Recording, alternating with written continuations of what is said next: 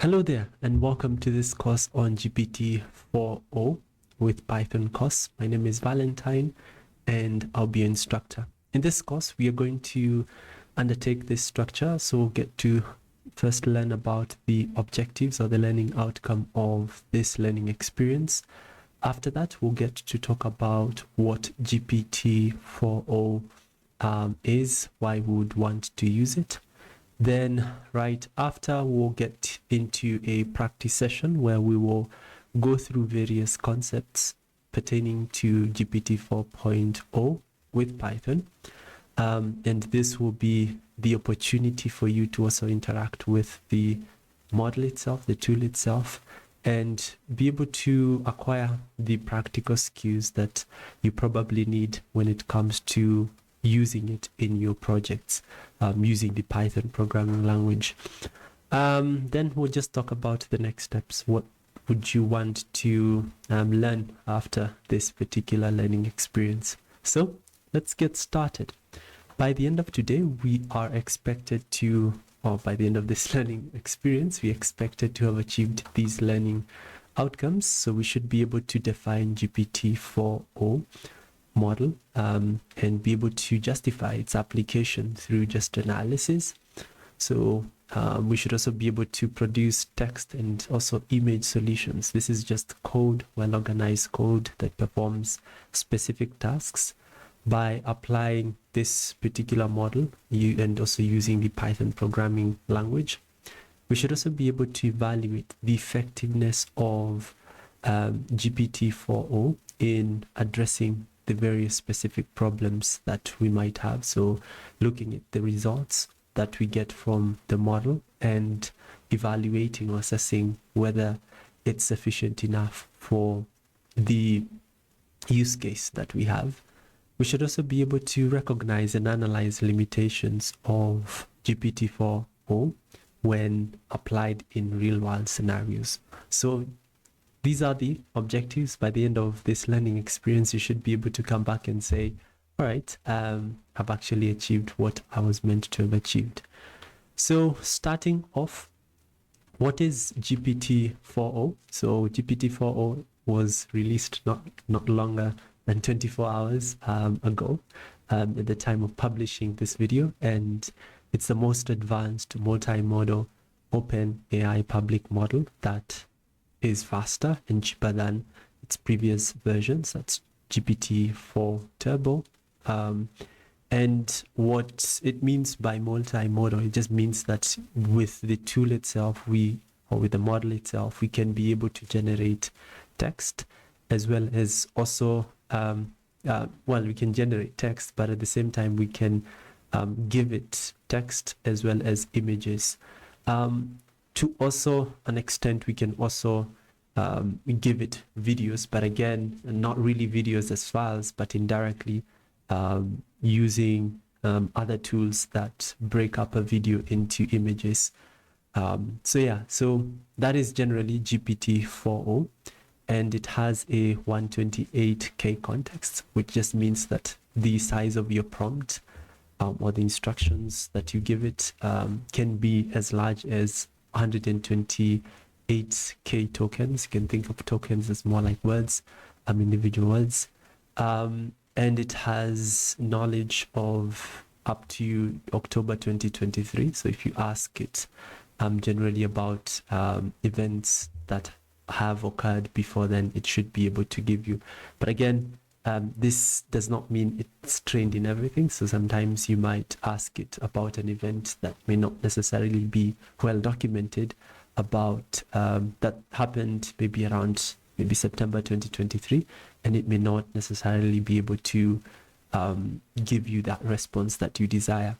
In addition, it's not also connected to the web. You would have to develop that functionality yourself so that you're able to supplement your prompt with now the information that you'd want from the web, and ask now the model itself to give you a certain response that you desire. In terms of pricing, it costs about $5 per million tokens for inputs, also for the size of the prompt. I don't think would ever get to if you're a normal developer who probably just works with these models on a small scale applications, then you may not necessarily hit that limit easily. And the output, in terms of what you would get as a result of it, you'd be charged about $15 per million tokens. When you compare the pricing for GPT-4o with its previous version, or the other model that came before this, that's GPT-4 Turbo, GPT-4o is cheaper by half. So whether it's input or output, you can find those details on the OpenAI website.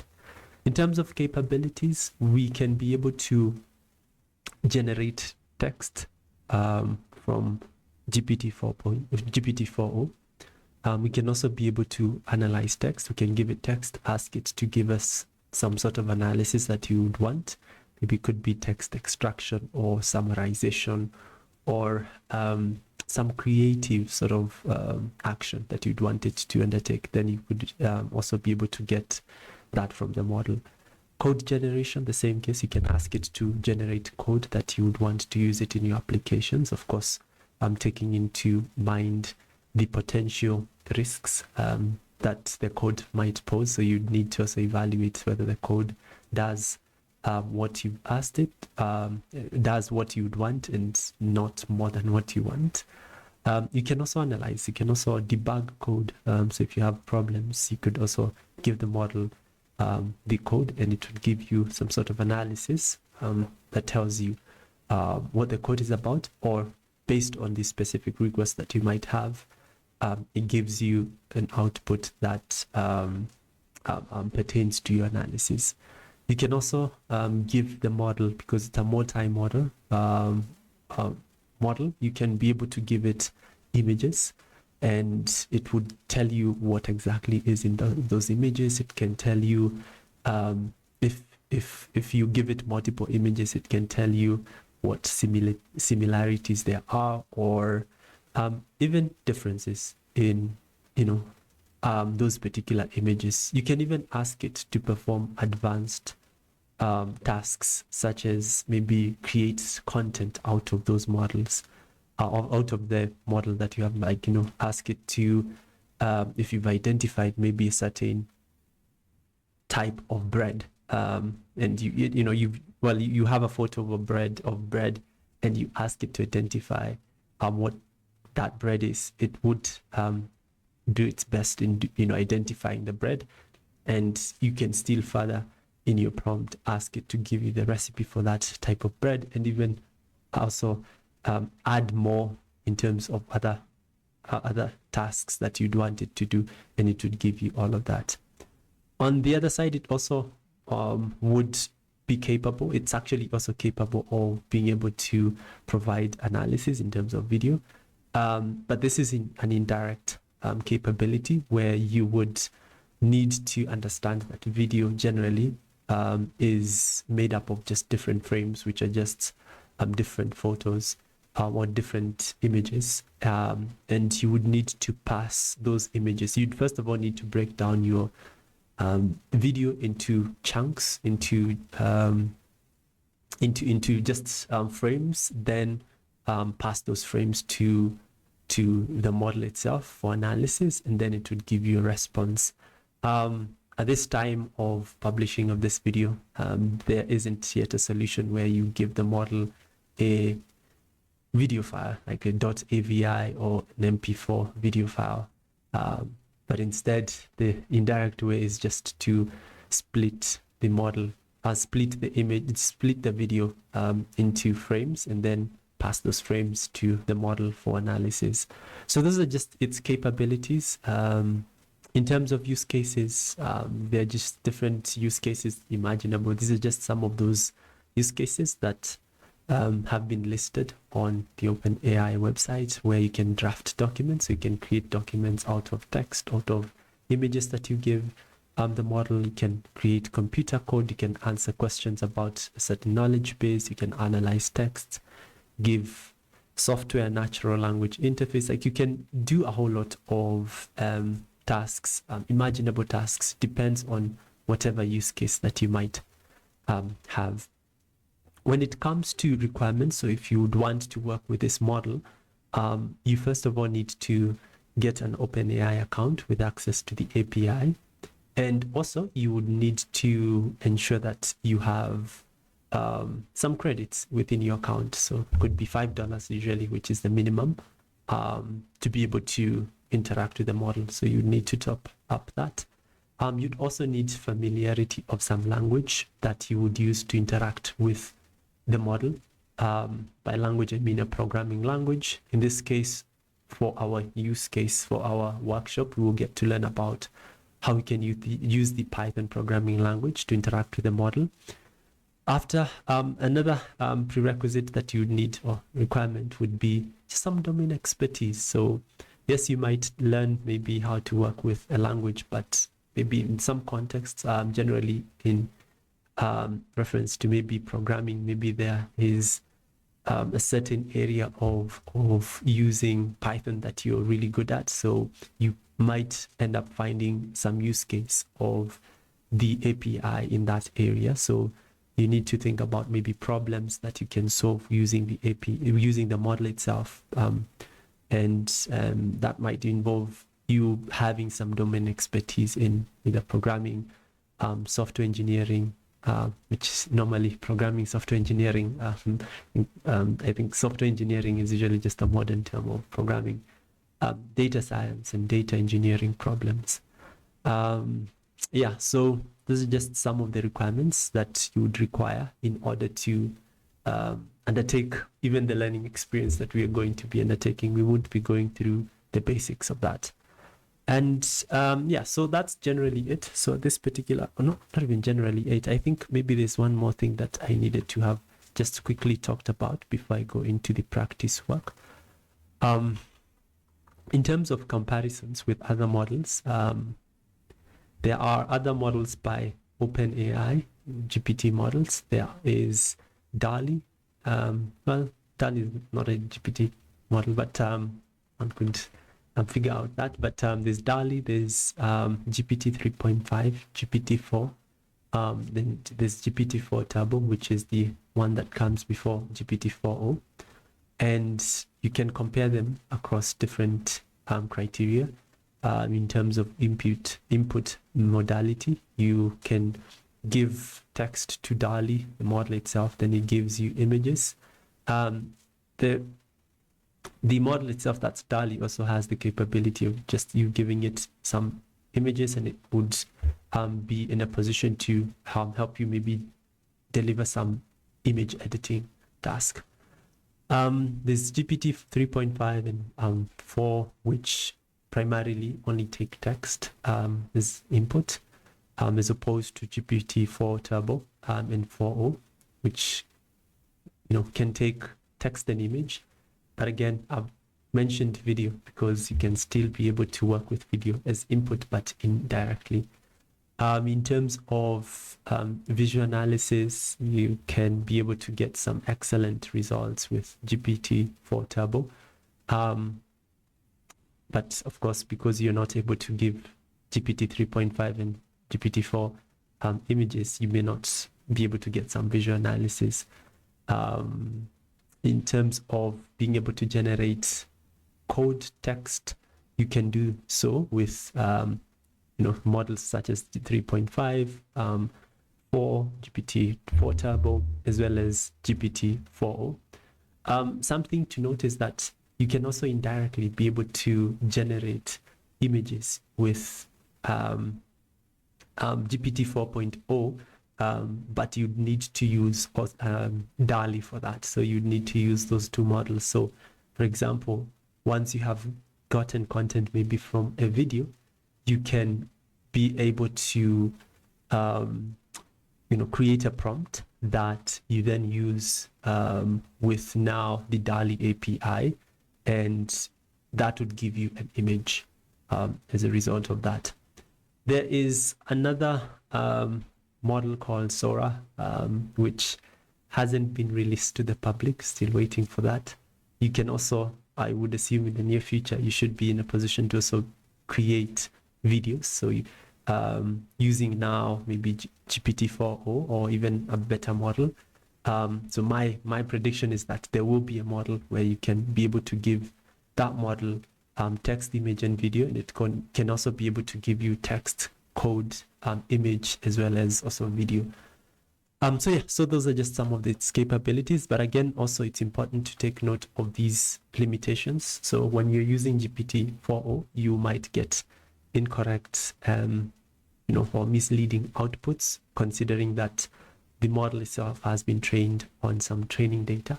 So if the training data does not contain information that's closer to what you're looking for, then you may end up getting some incorrect or misleading output.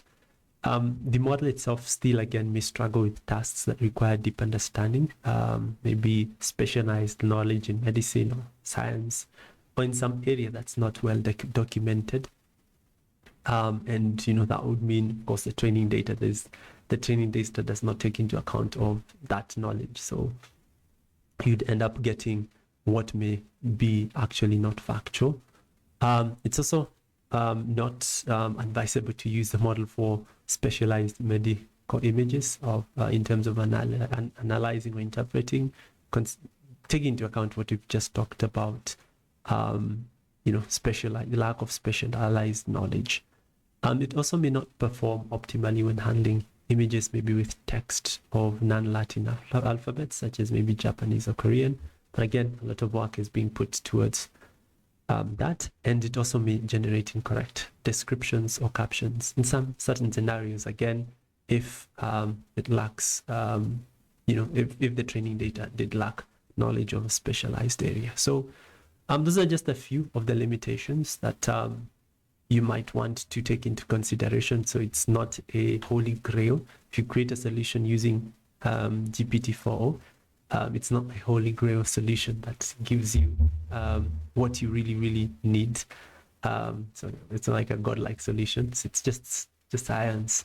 Science has its limitations. But of course, over time, things get better and better.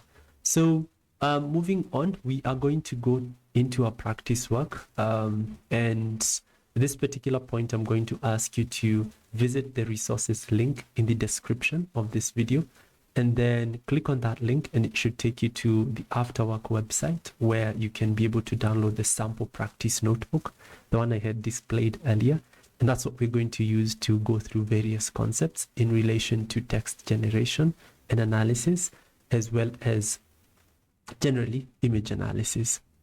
We'll work on a separate video on video analysis. Our focus for this workshop generally will be on the understanding of text and generation of text, and also on the understanding of images. There's a whole lot of work that we're going to do. It will take a lot of time. And well, by a lot of time, I mean, I'll take as little amount of time as possible to go through the content. But at the same time, I'll let you to, certain points of the video, pause the video, then work on the challenges to just ensure that you practice the concepts that we'll go through. So this notebook, this is a document that data scientists or analysts use to share work, called notebooks, and we can run code inside notebooks. It contains different sections. There's prerequisites, where we will get to install the OpenAI library, and that will provide us with functions that we can use for interacting with the model. And that's what we're going to go through in the prerequisites section. In the text generation and analysis section, we'll get to go through just a few concepts. The first two are more of what are called prompt engineering concepts, but we'll see how we can implement them we can implement them when interacting with GPT-4o. We'll get to learn how to create reproducible outputs, perform just common text generation tasks, upload PDF documents, fetch web page content, and also be able to get the responses from the models in a structured format that's usually called JSON mode. This is important for developers who would want to interact with the model. Once we've finished this section on text generation and analysis, we'll go into understanding images, where we will go through concepts in relation to how we can analyze images, either from the URL or locally. Then we will get to see how we can analyze multiple images, as well as search for information in an image, like perform just various image analysis tasks. And lastly, we'll talk about generally about fidelity understanding, which will involve still image analysis, but it just helps us to ensure that we are optimizing our use of the model itself. So it just ensures that we use the minimum amount of tokens when we are when we are interacting with the model generally. So that's the approach. And for each section, we have challenges. Let's say, well, not for all, but almost for all. Let's say, for example, for zero-shot prompting, we have some information about that, as well as some challenge. So, which should give you just a good idea, a good overview of how you can interact, how you can be able to practice with and apply the concept that you have gone through. Something else to note is that this is a sample notebook, which means you may not get many challenges. At Afterwork, we normally have sample notebooks which are meant for people who just are curious. But if you're here for learning, you want to learn, we would highly encourage that you become an Afterwork member, and you'll get to have access to a practice notebook. This is a sample notebook, but a practice notebook, which is just a copy of the sample notebook, but it has challenges for almost all the sections, at least one or two. And you also have a solution notebook, if you're an Afterwork member, again, that you can use to verify your solutions. So you can be able to check whether you had maybe actually done what was required. So you can think of it as a marking scheme. So I'll be using the practice notebook, but you can get started with the sample notebook. To get started, by the way, if I'm too fast, feel free to pause the video or just rewind the video so that you're able to understand before we continue, because you might realize at some point the concepts that come after might be a complex concept or might require knowledge of previous concepts. So let's start by first of all creating a sample note, a copy of this notebook. So go to File, then save a copy in Drive. It should open a new copy of this notebook in a new tab. And then you can close this old one, and then you can change the name of the copy by clicking at the very top and changing the name. That should take maybe a few seconds. So you can do that. You can pause the video and do that once you've done that, once you've saved a copy in Drive, and then you should be ready to go. I won't save mine in Drive. I'll use the practice notebook, but I won't save in Drive. I will just open it in playground mode. You don't have to do that step. I'm opening it in playground mode so that I don't make any changes to the original copy.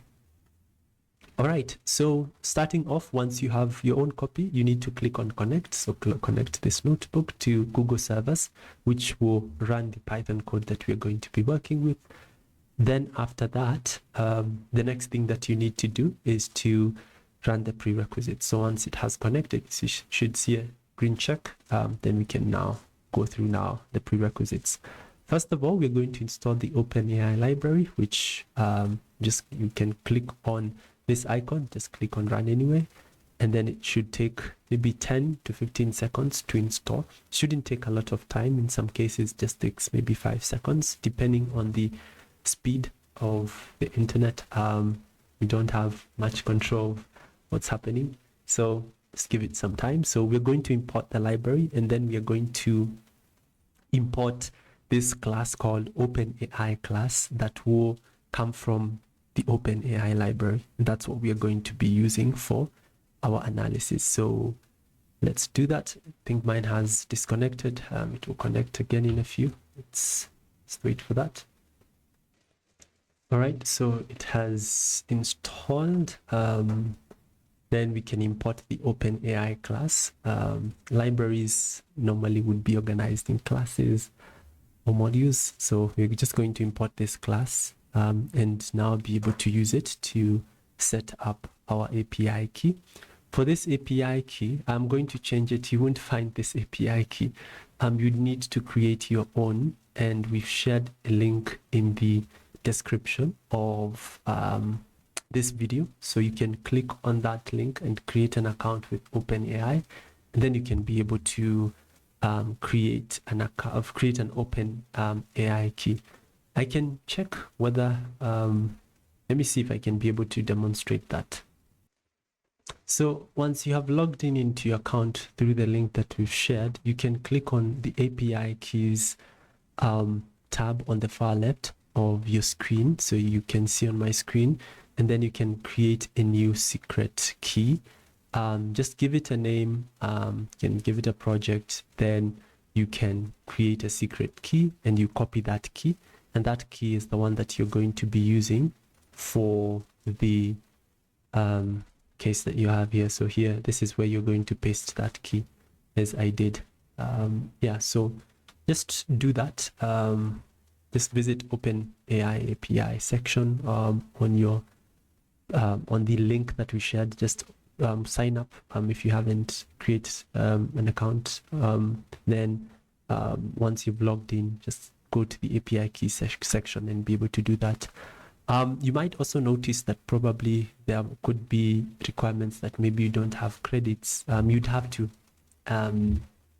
top up maybe $5 or so. Normally for this, for our workshops, we normally would tell people that you can use the API the API key that we provided for about maybe 12 hours for after work members. But now, because maybe many people will be watching this, we wouldn't create our own key. We just allow you to just work with that. If again you're serious about learning, just get those credits and they will be helpful. So once you have done that, the next thing that you need to do is to, once you've gotten that, run this cell, setting your API key, and now you should be ready to go. Right, moving on. Now we're going to start from the first section, text generation and analysis. We'll start off with zero-shot prompting. This is a technique that we use when it comes to creating a prompt or giving instructions to a model. And that means zero-shot just means you give a prompt with minimal information about what you want the model to do. So it can be, tell me about Africa as a continent, or Africa. You don't even tell it as a continent. Just tell it, tell me about Elizabeth Holmes, just that, or tell me about Pacific Ocean. You just give the model with as minimal information as possible. But when you now decide to give a model more information, in prompt engineering, we would call it not zero shot, it could be one shot prompting, where you would tell the model to use the extra information that you have provided to to give you a response. So it's like you're guiding a model to focus on a certain area. You're giving a scope to the model. So zero-shot prompting is what we're going to learn how to also implement, where at first, by the way, that's just in reference to just prompting. We are going to tell it which bank collapsed in 2023, March 2023, and it should be able to give us a bank. But now, when it comes to interacting with the model, let's not lose the context of interacting with GPT-4o. We will first create our prompt, and then to be able to interact with the model itself, we would need to use the create function, and that's provided by the OpenAI library, and then we would need to set the model to the model that we want. That's GPT-4o. Then the messages which would be an object. Usually an object would have the following values. Inside you'd have this key value, that's role and user, and content and the prompt. So what we are going to be doing, we are going to be posing to the model telling this model that we would want it to respond to this prompt, or we would want, we're asking the model to respond to this prompt, which bank collapsed in March 2023, and then the model would give us some response. And to get the response that we would want, the text itself, the content of the response, we would need to fetch that content through the following code. So we would fetch it through that and then store it inside the response variable, and then print the generated response. So here we have our request. We store that the model's response in the response variable. We fetch the content of that response, and then we store it in response, and we display it. We could decide to just display it, but yeah, so that is the easiest way to just be able to, this is the minimal information that you need to just be able to query a model. So here we get in March 2023, Silicon Valley, that's bank. It's the one that collapsed in March 2023.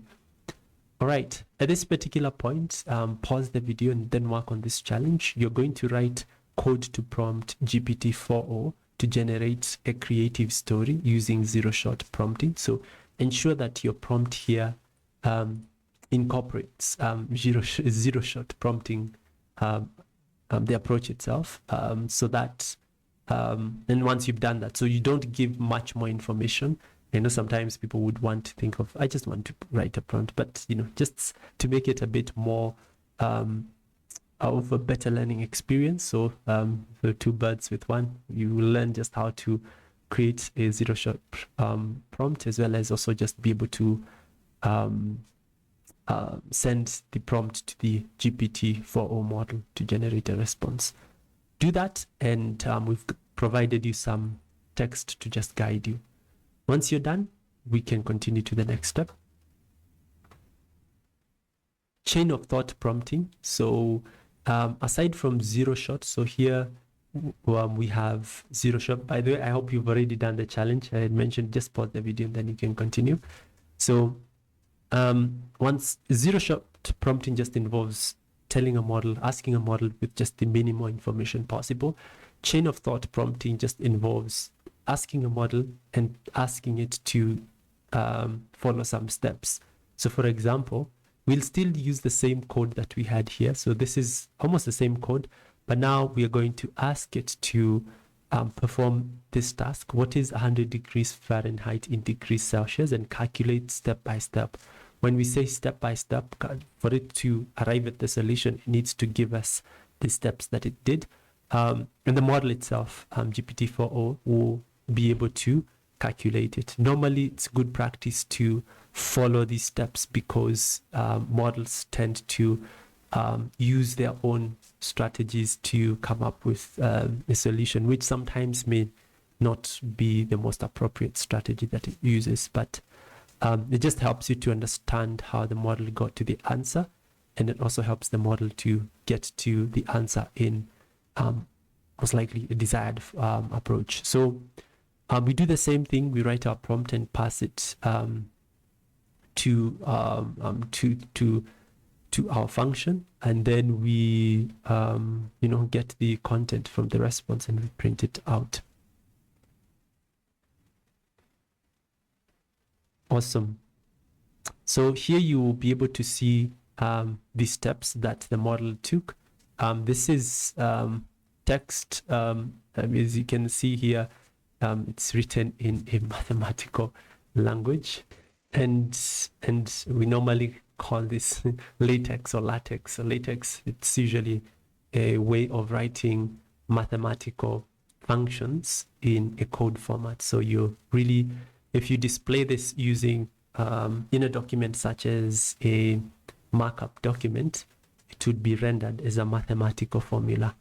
So yeah, so we get to see how it got to. So it started off with this formula, then it goes through each step, and it arrives at the result, which is what you have here. So what is da gives you this.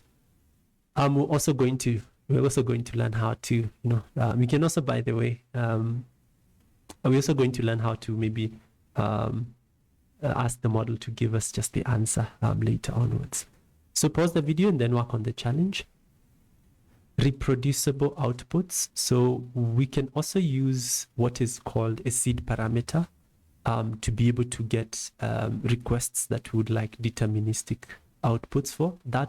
What that means generally is that what if we wanted to have the same sort of response for each time we request for we prompt a model. So as you might know from maybe interactions with your model with past models, if you give it a model, if you give it an input or a prompt, the prompt that you give it now might be different, or it's highly likely that it's going to be different from the one that you would give it in other successive times. So let's first of all see how we can be able to get those outputs that are not consistent. So we are going to ask the model which bank collapsed in March 2023. It tells us this: in March 2023, this bank collapsed, the bank faced a sudden. So just note the words, how they are flowing, like these first two sentences. If I run this again, I should be able to get now a sentence. My first sentence ended somewhere here. You can even pause the video and check what happens. Now this is a complete different, these are two different sentences that are different from the previous one. So you can note the inconsistency in how a model gives us an answer.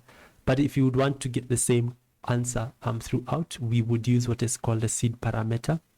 And we can do it here. So inside the create function, we can have a seed parameter. So this is a model parameter, there's a messages parameter, there's a seed parameter, and we set it to a certain number. It could be 1, it could be 1,000. The most important thing is that you're consistent throughout. So if I give it 42 and I ask you to also run this code again, so and I want you to get the same response that I did, you should have seed as 42 as well. But now I'm going to just set it to 1 and then request the model for the response. So this is our output in March 2023. It faced a sudden significant bank run. Let me run that again. In March 2023, it faced, so you'll get, similar responses. But again, this is not always guaranteed. But in many cases, seed parameter, usually helps you to get the same output for your model. And you can use this in many situations. Sometimes you might want some creativity with the response that you're getting for the specific scenario that you might be having. Then you might decide not to use a seed parameter. But if you would want consistency, then this would need to happen. At this particular point, pause the video and then work on the challenge. Moving on, common text generation tasks. So aside from what we've done, we've given it some just questions or based on zero shot and chain of thought prompting. So we're going to just perform other tasks such as text summarization. So before we even do that, we are going to make it easier for us to be able to use the model by enclosing what I am highlighting in a function that we can just call, and we are just going to be giving that function in the prompt. So in our case, we can enclose what I have highlighted here with a function. So I will call this function query model, and this will have this parameter prompt. So in any place that we want to query our model, we will just call this function. It will run this code, taking into consideration the input, which will be our prompt, and it will just return our printed content from the model's response. So let's run this. Text summarization. So to perform this task, we would need to, text summarization task, we would need to define that we would want to have a summary in our prompt. So we can ask the model to summarize the following text. This is what we have. We put here delimiter characters because we want multiple lines of text. We wanted to have this as multiple lines. And yeah, so we summarize this text. We wanted to summarize this text, and we save that in the prompt variable. and we call the function that we have created to query the model, and it will give us now the response from the model. So this is what we are getting. And please note that you can just be able to modify the parameters that you see here. So you have model max tokens. Max tokens just means the number of the maximum number of tokens, words that the model can be able to give us. By the way, tokens and words are different. It's only that it's easier to just explain. Tokens is just words. You can look into that later.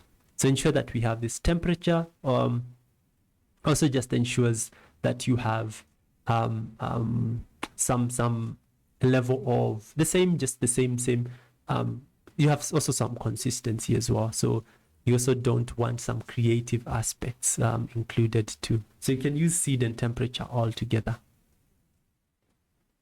All right, so here we have our summary, which is what we have here. We can also perform another common text generation task called text extraction. So assuming we want to extract some text like email addresses from this text, we can prompt the model to do the same thing. So we'll query the same function and pass our prompt to it, and it should give us just the emails that we need. All right, pause the video and then work on the challenge. Uploading PDF documents. Sometimes we might want to pass our in our model, in our prompt, to include a lot of maybe information about what we are working on. So in order to do that, we would need to extract the information that we would want to post to also to include in our prompt from maybe PDF documents, from web pages, from other maybe documents that we might have. So that's what we're going to learn how to do. And considering that this model has 128K in terms of the context window, which allows us to just have a lot of content as input, then this is a perfect model to work with. So let's first of all learn how to do that, how to extract data from other documents. And here we're going to use a library, Python library, that will allow us to work with PDF files. So assuming you have just PDF documents, you can install what is called the PyPDF2 library for working with PDF files. We use the pip keyword and exclamation in Colab. Install PyPDF2. That's what I'm going to run, and then I am going to import this class, the PDF reader class, from the library. That's PyPDF2. I'm just going to run that once that has completed, and then later onwards, once it has completed, I'm going to collect the text information or the information from a PDF I desire, and then join that text together and be able to pass that text to the model. To be able to join the text from the PDF, one would need to, there are many ways you can use different tools, libraries, but the standard, or one of the most efficient ways, is to use a with statement, where we define it, and it allows us to be able to open a document and then close it once we have finished using the document. So it helps us also be able to maximize on the resources that we have. So we would open the document that we have, African Tales. If you click on this link, you can actually, you're going to need to go to this link, by the way, and download the document itself. So click on follow link, and it's going to open a new tab. And then it's just a document that contains actually 3 stories. It's just African folk stories. You can download it by clicking on the download button at the very top right. Then download it and save it. And you can see it has been saved. And then I can upload it to Google Colab. To upload it, I will need to go to the file section and then click on upload, and then, or you can drag and drop, and then I can just click and upload it to give this warning, which just means that if I close this document, the file will just disappear. So yeah, so once that has happened, I've uploaded it, and I can now define the file as shown here. You can also do it locally if you want to just work with this notebook locally. You can download it and do it locally, but you'd have to do some extra research on how to do that if you don't know. But I would highly advise you to just use Colab for that. So for this session. So once you have this, we have African Tales in this section. So first of all, we are going to create a PDF reader object from this particular class, and we are going to use this to be able to read the PDF document. So once we have done that, we are going to get the object that we use when we create it. We're actually using the file. So this file, we save it as file, this variable. Then we pass it to PDF reader class when we are creating this object, and we can then use this object to get information such as the length of pages. And then here we are going to, once we have determined the number of pages, we are going to use the join function to be able to extract text for all those pages depending on those number of pages. And we then store the joined text in this particular variable, and then we print out the 500 characters, the first 500 characters, which are what you see here. And once we have done that, we can then, we have now African story, which is the variable that contains now the content that we have. We can then supplement this to our prompt. We can add this to our prompt. They're saying summarize the following African story in 2 sentences. Then we add plus African story, or you can even use an F string for this case. Then you store it in this particular variable, and we query our model with the prompt. And this is just one type of task. You can apply so many things. You can even say rephrase these stories in a dramatic voice in whatever format that you would want. So let's run this. We query our model, and we now get a summary of those stories. So in this first story, we get that, and then we have also this other story where we get that.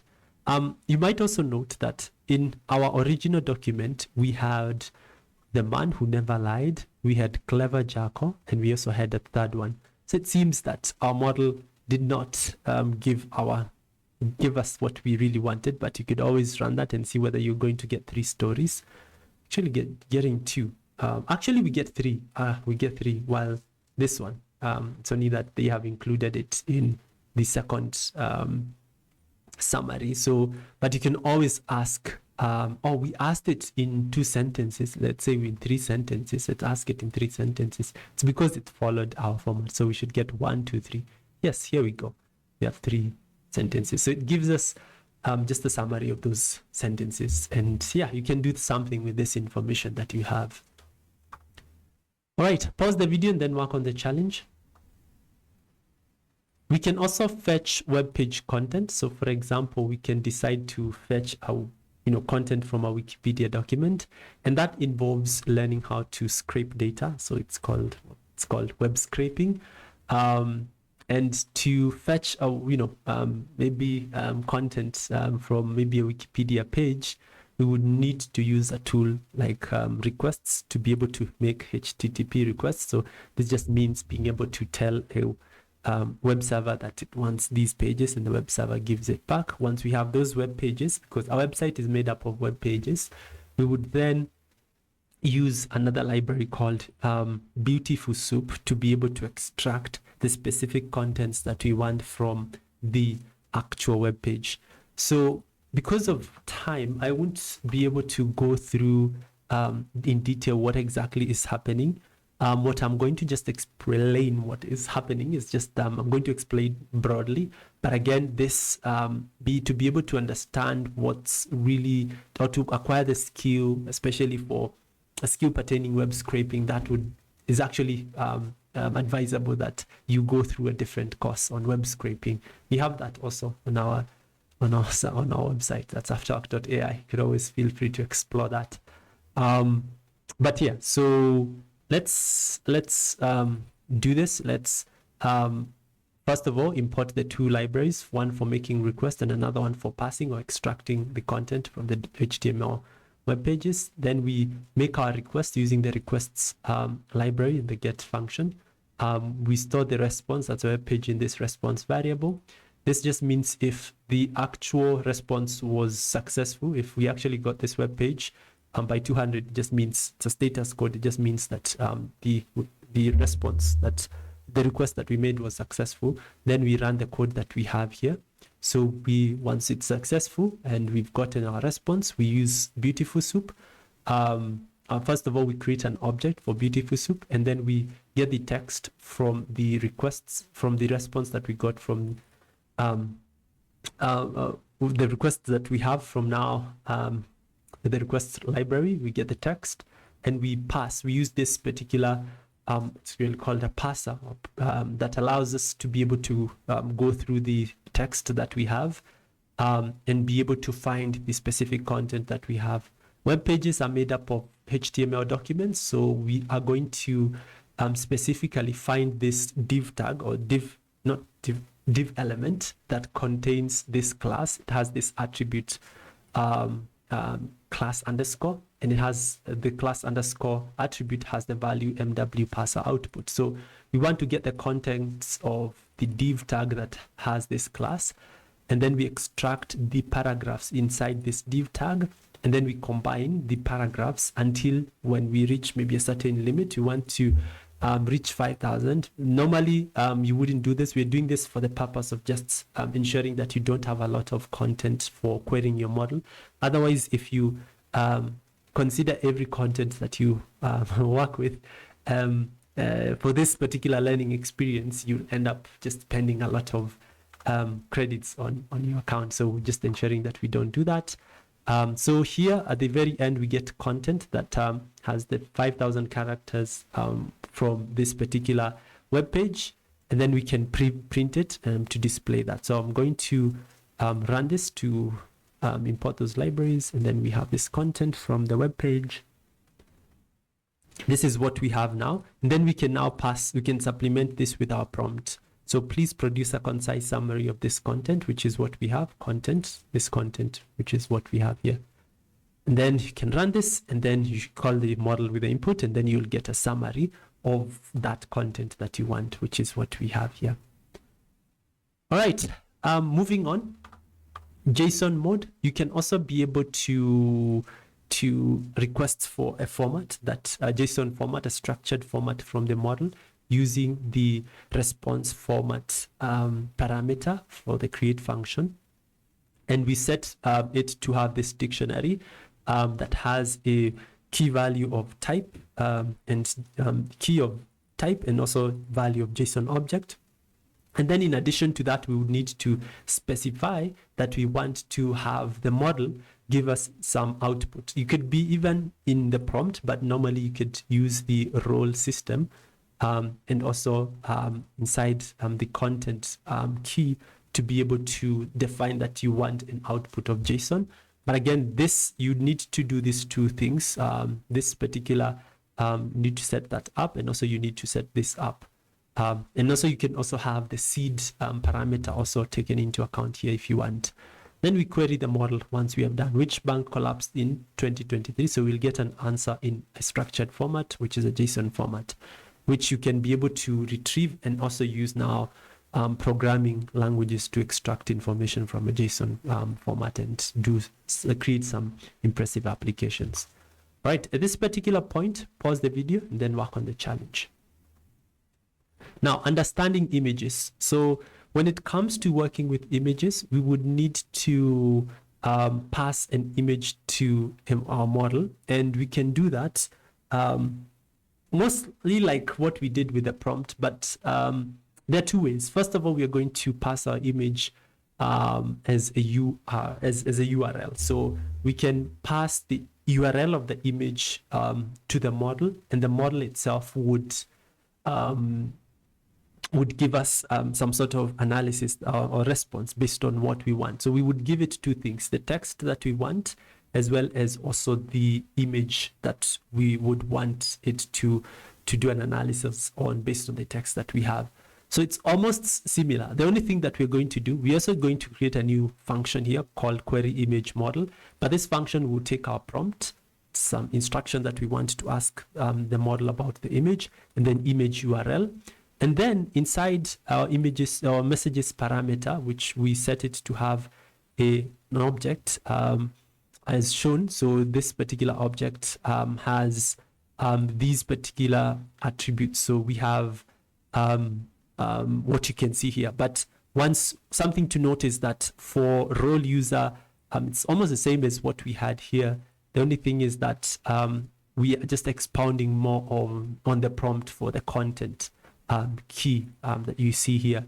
So for content, we are setting it to be another object that contains two dictionaries. So the first one will contain a dictionary pertaining to our text prompt. So type, the first key value, text, and the text to be now the prompt value that we give here. And also for the second dictionary, we would have type and the image URL, and also the image URL. And inside it, again, we have another dictionary with our URL key and the image URL. And that's basically what we just need to do. And you can also add other parameters for the create function that you'd want to work with. So we've created this function by running the query model, by running that function.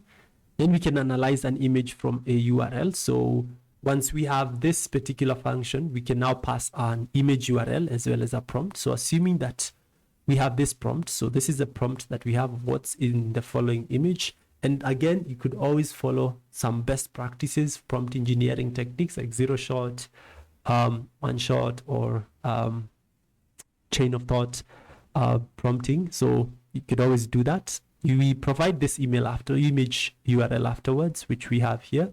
This image looks like what you're going to be seeing on your screen. Let me open it right now.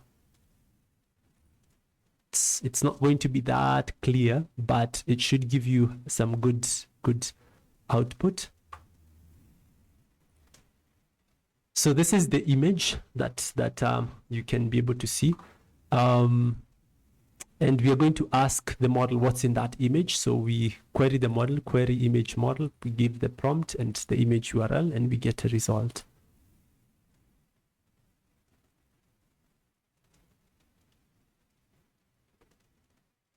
The image shows a white swan gracefully swimming on a dark, calm body of water. It gives us some information about that image.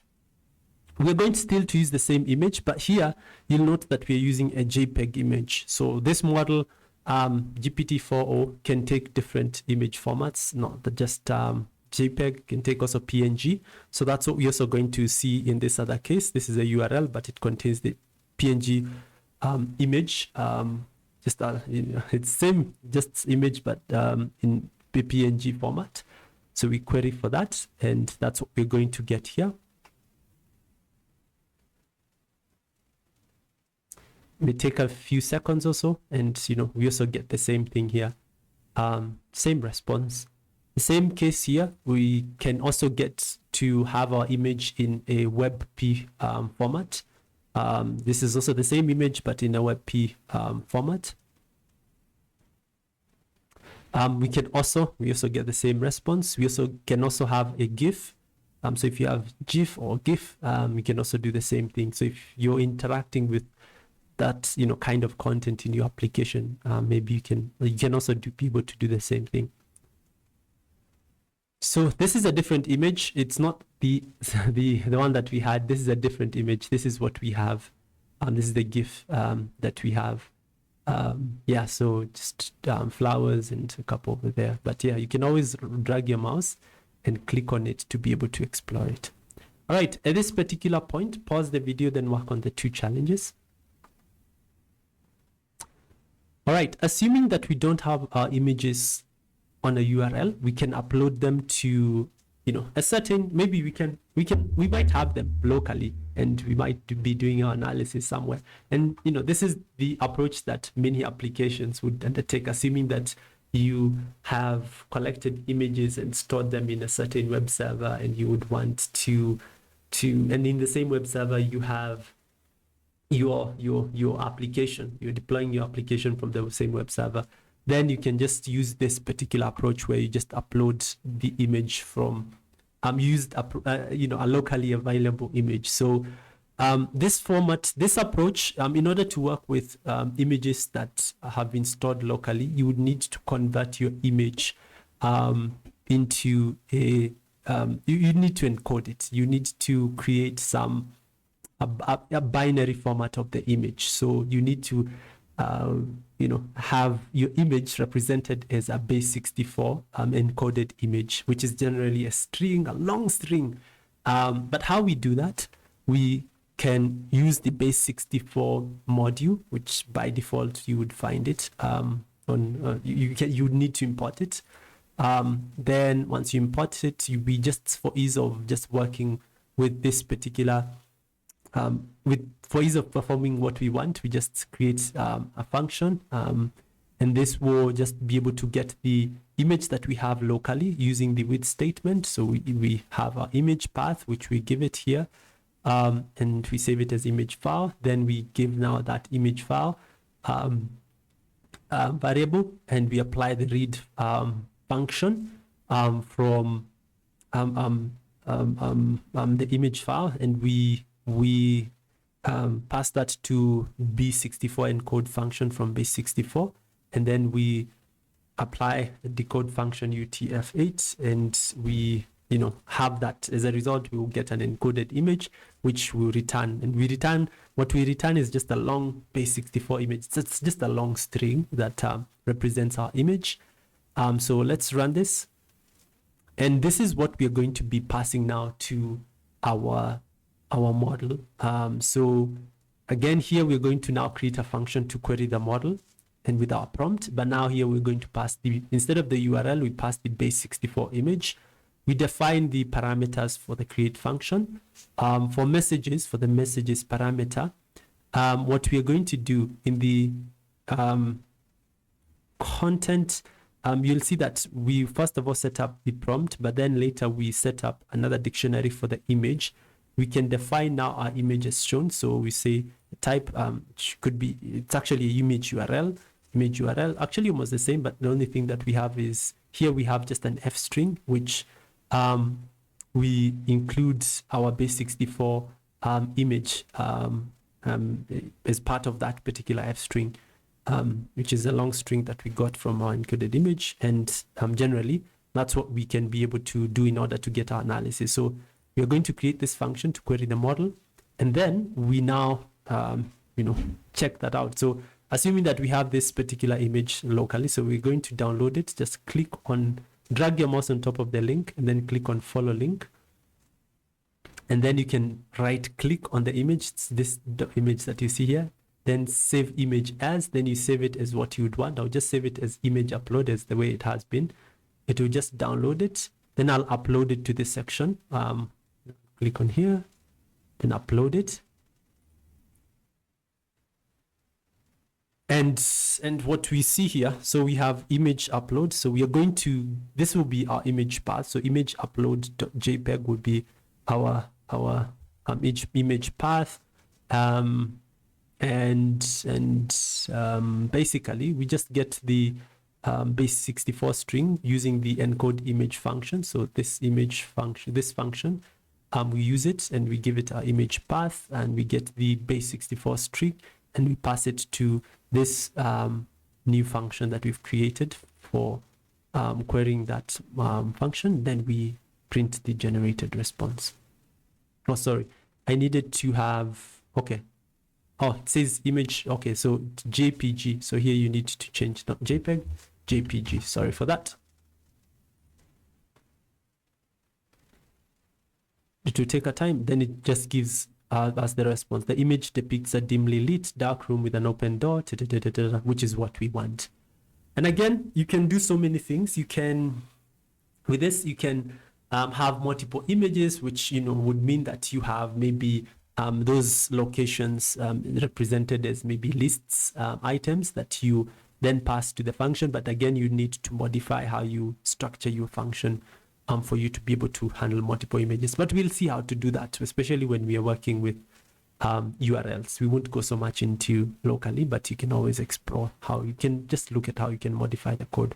Because again, mentioned prerequisite is Python. But if you haven't, you're not really sure much about Python, you can consider learning Python a bit before going through this workshop. Defining the text prompt. So here, so this is what we have, but there are limitations to the size of the image that you can upload. So for example, in my case here, I have this image, which it's a large image. It will even take time to load. That's the unfortunate thing about it. So this image is greater than 20 megabytes. I'm actually going to ask you to download it and upload it and see what happens, because you'll get an error. And the error will just tell you that you need to upload an image that's not greater than 20 megabytes. So when it comes to working with images, maybe you have those, images that, I don't know, is it 8K? I don't know. Those images that take a lot of, you have a professional camera that takes images that are quite large, then you need to ensure that you have rescaled them or done something to them so that you get a smaller size and work with that. So you can open that, save it, and then you can work with it. So here we are going to encode, we're going to do the same thing, but I'm not going to run this. The reason is because I don't have this file. It will take some time to upload. All right, at this particular point, pause the video and then work on the challenges. There are 2 of them. Analyzing multiple images. Sometimes you might want to analyze multiple images, not just work with one image, right? Have many. So to be able to do that, we are going to use now images, assuming that we have multiple URLs. Maybe you had images, you uploaded them maybe to an S3 bucket, or I don't know, or maybe just somehow. But again, you can also do the same thing with local solution. Maybe you have multiple images and you'd want to work with them. So assuming you have multiple images, you query. So what we are going to do, we are going to create we are going to modify our function that will be able to take those image URLs, multiple of them, and be able to make a request. So what we're going to do is to, first of all, create this function. We are going to pass it our prompt and then the image URLs. Image URLs will be in the format of a list. So assuming these are the, this is a list and it has multiple items. This is the first image URL, comma, the second image URL. So what we are going to do, first of all, we are going to get to set the value of the messages. So first of all, we are going to get the message, the prompt, the text prompt, and set it as shown. So first of all, we're going to set the dictionary for the text prompt. Then once we have done that, we are then going to use a for loop to go through each of the image URLs that we have and append the dictionary for the image. So here we have the dictionary for the prompt, but if I go back a bit, here we had a dictionary for the prompt and a dictionary for the image. So we are going to append as many dictionaries for the image as there are the URLs in that list. This case, we are doing this is for the uploading locally, but we are going to be doing it for the version for URLs for this version, for assuming that we had URLs. So we are going to use this particular version. So we're going to append as many dictionaries with this kind of dictionary to the messages variable as there are the lists. That's why we are using a for loop in our case here. So we're doing that. URL just contains the current URL. So we are setting that up and appending now the dictionary to that, which is, this is the dictionary that we are appending. So if there are 2 URLs, we'll append 2 dictionaries for images here. So, and then once we do that, we then set we set up our create function, but then the parameter for messages, we just reference the messages over here. So by the time we reference our messages, the value for messages parameter, already we have appended the image URLs. And then we just, return the generated response content from the model. And yeah, that's it. Now we just call the function, and then we give it a prompt and the image URLs in our list format, so which we have here. You could also, think about maybe using a different format, maybe assuming you had a dictionary, but again, you need to ensure that you now figure out a way of extracting the image URLs in a dictionary format from the dictionary that you have, and then appending that content into messages is now the many dictionaries as you would have, as there would be the URLs in that dictionary. All right, so I think for this case, I'm going to run this analyzing multiple images. Right, it has run. Then I'm going to ask, run this prompt. What's in the following images?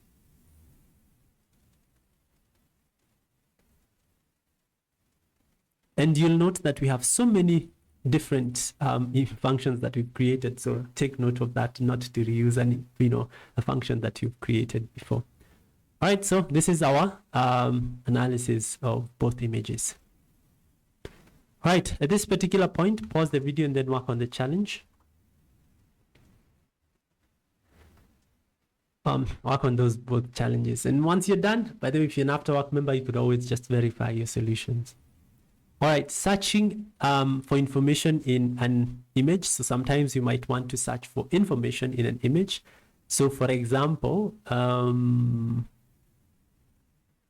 we might want to maybe detect or identify objects in this particular image. Let me just open it. Drag my mouse, it can be a bit more. Sometimes you can either just copy paste, like you can copy this, then just let's replace this. Let's replace that and run this. Taking a bit of some time. So this is the image that we want. So we want to detect and identify the objects in this image.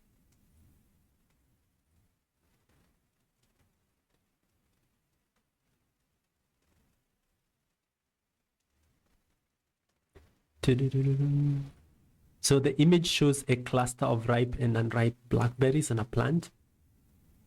The blackberries are red and black in color, and the plant has green leaves. Which, blackberries, I'm sure maybe this is not even blackberry because it's just, okay, maybe actually it could be blackberries. I'm not sure. Yeah, I'm not sure. I'm not versed really in my thinking is that they're red berries. I'm not even sure so much about them. So yeah, it tells us that they are blackberries on the plant. You can ask it to count how many they are from the image, give us the number. It's the same image of berries that are red. So you can ask it. It tells us there are 15 berries in the image. You can try to see. It's a 1, 2, 3, 4, 5, 6, 7, 8, 9, 10, 11, 12, 13, 14, maybe 15. Okay, all right. But it's not reliable. I ran this code yesterday. It was 14. So yeah, it wasn't reliable as such. But yeah, just take that into account. It could always have that error, margin of error. Yeah.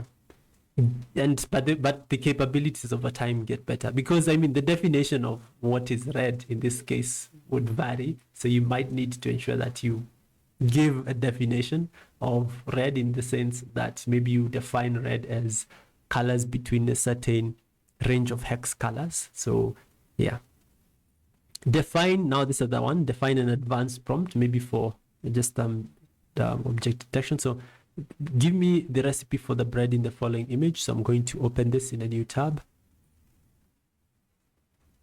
So this is the bread, assuming that I've seen this bread somewhere. I'm like, oh, let me take a photo of it. Maybe you went to a cafe. You're like, I need to make that bread. These people have been, they've been serving us the really good bread. Why can't I make it at home? So yeah, take a photo of it. Then, you ask your model to, give me the recipe for the bread. So let's see whether it's going to determined to give you that recipe. But again, you'd also need to ensure that your prompt is well refined. Might give you some recipe of sour bread and you'll be like, okay, I thought it was supposed to be sweet. But again, you need to ensure that your prompt is you guide the model itself so that it gives you a good enough prompt, a good enough result. So run that. It may take a bit of some time. It seems like it's taking a bit of some time. So yeah, so I'll just do the same thing. I'll be running the same thing, but while explaining. So for the next task, we might also want maybe to give it maybe a dress, maybe a wedding dress found in this image, and ask it how it was made. So I'm going to also do the same thing. I'm going to open this link and show you that dress that we have. So this is the wedding dress. Maybe you had this in mind and you wanted to see how it was made. So this is taking a bit of some time, I'm not sure why. Okay, so this is our response for the recipe prompt. We get it in Markdown format because of these pound characters. 3 of them just means heading 3. So the bread image appears to be stolen fruit bread, traditional German Christmas bread. We have that, and yeah, so it stops here because we asked our model, our query image model, has that limit of those tokens. That tokens we set 500 tokens. Same case for the wedding dress. We also have this output. All right, what's written on this card? So if I follow this card, I should be able to see the card itself. So this is the card. It's not very clear. Every day the sun sets, but it's good to just test how the model can be able to interpret what's written. So run that, and we should be able to get a response. So we can say every day the sun sets, but this is capital. The destination always changes. So the card reads, every day the sun sets, but the destination always changes. Yeah, so it's almost the same thing with a smiley at the very bottom. Just have a smiley face. All right. Translation. So assuming that we have this photo and we would want it to translate some of the text here. We don't know where this is. So let's ask the model to also translate that photo. The language, we're not sure about it. Somewhere in Asia. So this photo contains numerous signs in Japanese. So it's Japanese. These are the signs. It's full body massage, 60 minutes, 60. Like is that the one that's written 60, which we cannot be able to see. I think it's what we are seeing here, the 61. Yeah, so yeah, and some other information, cakes and meals, etc. And you can use this for just different use cases. All right, pause the video and then work on the challenge. And yeah, lastly, we're going to go through just some optimization technique that you can be able to use when it comes to working with images. So there's this parameter called detail parameter that allows us to be able to set how our model processes our images. So if we want the model to receive maybe a low resolution version of our image, we can, which usually would be represented as 65 tokens in terms of input, then we can use the detail parameter aside from the URL parameter. Here we set our model GPT-4o, then we set the details of the parameter, and then we set detail, and we will pass it as a variable. So as a variable, as an argument to the function. This is a parameter, but now we are calling it, we'll set in an argument. And assuming that we want to disable high resolution mode, wanted to to take into account the budget of our image, so we can be able to set it as shown. detail, we pass it to the model. So low would mean that we would want to disable high resolution mode and use as minimum tokens as possible for input. Then we run this. Oh, sorry, I did not run this. Sorry, need to run this, and then we can be able to run this. So when I set this to high, it would be high resolution, but by default it's usually high. But now we set it to low. So yeah, we get now our use case. And yeah, so pause the video, then work on the challenge, and then we'll come and talk about the next steps. All right, so far we have been able to go through concepts in relation to how to analyze data, how to analyze textual data that we give to a prompt, how to also generate content, text content. We've also been able to see the same case with images, as well as also just being able to analyze just image data that we give. And I hope you are able to have achieved the learning outcomes that we set out to achieve from the very beginning, which were be able to define the GPT-4o model and justify its application through analysis, which we've been able to see quite a number of different scenarios. We have also been able to produce text and image solutions by, that's and by applying the model using Python. So by image solutions, it could be just what if you generated text from generally image that you have given the model. But again, you could still use the text that has been generated to create another prompt that you pass it to a model such as DALL-E. You have been able to evaluate the effectiveness of GPT-4o, addressing specific problems. You've seen that, certain situations, I mentioned, like yesterday I had run some code, told me that there were 14 berries. Today it tells me 15. So it's use it with, certain amount of margin of error. You've also been able to recognize and analyze just limitations of GPT-4o when applied in real world scenarios. And the idea is that also once you go through the challenges, you should be able to do that. So as part of next steps, I think the most important thing is to go through the challenges and ensure that you've practiced enough just to be comfortable with what's in the market, just in case when you find yourself doing a project that requires the creation of a solution or an intelligent solution, you have at least an idea of what is it like to build a solution using GPT-4o, which is at the moment one of the leading models for text generation, as well for image analysis. We've covered other workshops, but I think still also we've interacted with other models in the past, but I think this is this is the best model when it comes to just analyzing text that we could say that we've interacted with.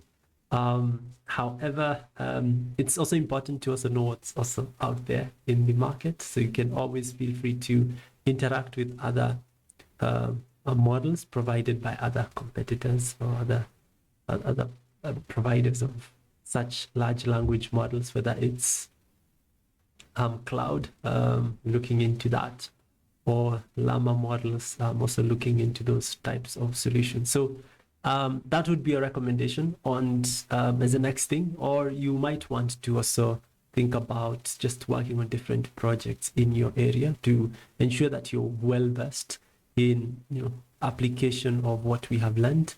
Alternatively, also look at how organizations generally can benefit from such solutions. Things are changing, and you could even end up creating just frameworks that allow organizations or companies be able to develop or to be able to implement solutions pertaining to large language models in a way that benefits them at the very end.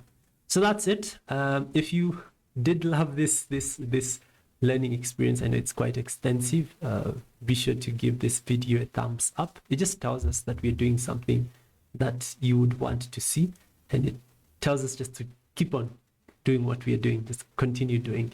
If you have any questions, feel free to ask in the chat. If other people have answers to them, feel free to also answer if we do not get to answer them in time. And if you'd want to be informed when we post such future videos, which we hope we are going to be doing more often, especially with emerging technologies, be sure to subscribe, because you want to be at the forefront of whatever that comes out and benefits humanity. All the best in your learning journey, and see you in the next learning experience. Bye-bye.